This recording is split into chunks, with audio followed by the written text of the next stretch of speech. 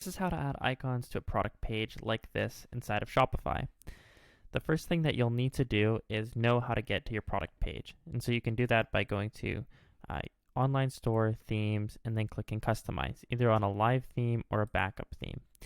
Now, I have a new product template created for my demo, but if you don't know how to create a product template, there will be other videos on my channel.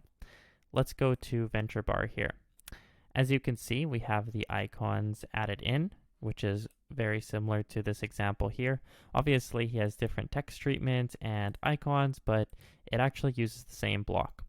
The block is from this app called Flexi. It's $5 a month with a 14-day free trial, and it comes with a bunch of premium blocks. Going over back to the theme customizer, once you install Flexi, all you'll have to do is go add blocks and then scroll down to the icons block, and then you'll get a block like this. You'll be able to add in all the icons that you would like, and it even comes with some default icons out of the box.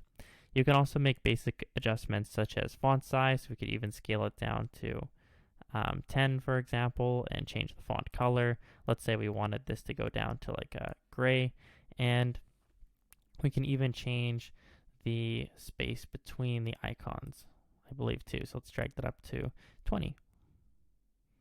One moment. There you go. Now there's a little bit more space between every icon.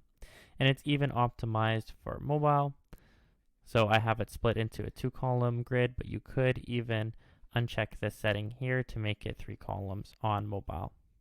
Awesome. That's how to add icons to your product page inside of Shopify.